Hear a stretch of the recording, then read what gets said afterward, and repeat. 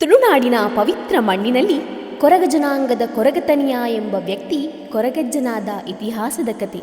ಕೊರಗತನಿಯ 30 ದಿನಗಳ ಶಿಶುವಾಗಿದ್ದಾಗ ತನ್ನ ತಾಯಿಯನ್ನು ಕಳೆದುಕೊಂಡರು. ಬಾಲ್ಯದಲ್ಲಿ ತನ್ನ ತಂದೆಯನ್ನೂ ಕೂಡ ಕಳೆದುಕೊಂಡರು.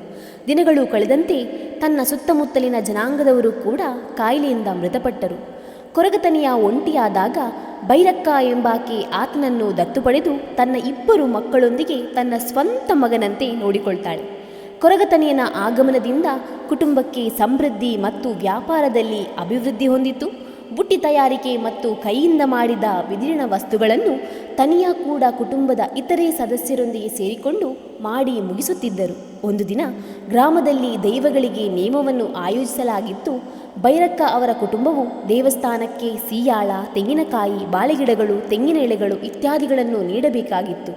ಈ ಎಲ್ಲ ಸಾಮಗ್ರಿಗಳನ್ನು ಸಾಗಿಸಲು ಕನಿಷ್ಠ 7 ಮಂದಿ ಪುರುಷರು ಬೇಕಾಗಿದ್ದರು. ಆ ಸಮಯದಲ್ಲಿ ಯಾರೂ ಲಭ್ಯವಿಲ್ಲದ ಕಾರಣ ಭೈರಕ್ಕ ಇದು ದೇವಸ್ಥಾನಕ್ಕೆ ಸಂಬಂಧಿಸಿದ ಪ್ರಮುಖ ಕೆಲಸವಾದ್ದರಿಂದ ತನಿಯನಿಗೆ ಇದನ್ನು ದೇವಸ್ಥಾನಕ್ಕೆ ಸಾಗಿಸುವಂತೆ ಮನವಿ ಮಾಡಿದರು.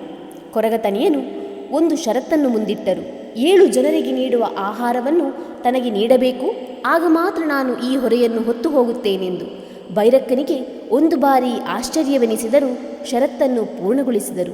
ಒಂದೇ ಬಾರಿಗೆ 7 ಜನರು ಹೊರುವ ವಸ್ತುವನ್ನು ತಲೆ ಮೇಲೆ ಹೊತ್ತು ಹೋಗುವ ತನಿಯನನ್ನು ಕಂಡು ಭೈರಕ್ಕ ಆಶ್ಚರ್ಯಚಕಿತರಾದರು. ತನಿಯನು ದೇವಸ್ಥಾನದ ಮುಂಭಾಗಕ್ಕೆ ತಲುಪಿದಾಗ ತನಿಯನನ್ನು ಕೆಳಜಾತಿಯ ಕಾರಣದಿಂದ ಮುಖ್ಯ ದೇವಾಲಯದ ಪ್ರದೇಶಕ್ಕೆ ಪ್ರವೇಶವನ್ನು ನಿರಾಕರಿಸಲಾಯಿತು.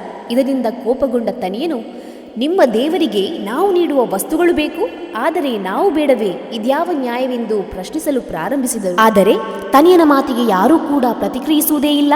ತನ್ನ ಪ್ರಶ್ನೆಗೆ ಉತ್ತರ ಸಿಗದೆ ಮೌನವಾಗಿ ದೇವಸ್ಥಾನದ ಮೆಟ್ಟಿಲುಗಳ ಬಳಿ ನಿಂತ ತನಿಯನ ಕಣ್ಣು ಅಲ್ಲೇ ಪಕ್ಕದಲ್ಲಿದ್ದ ಉಪ್ಪಿನಕಾಯಿ ಮಾಡಲು ಬಳಸುವ ಒಂದು ಹಣ್ಣಿನ ಮರದ ಮೇಲೆ ಬಿತ್ತು.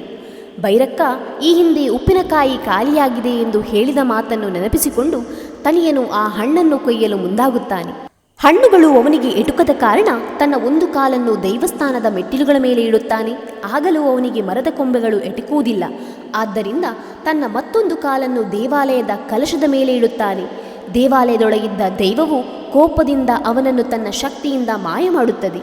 ಅಂದಿನಿಂದ ತನಿಯನು ದೈವತ್ವವನ್ನು ಪಡೆದನು ಎಂಬ ನಂಬಿಕೆ ಇದೆ.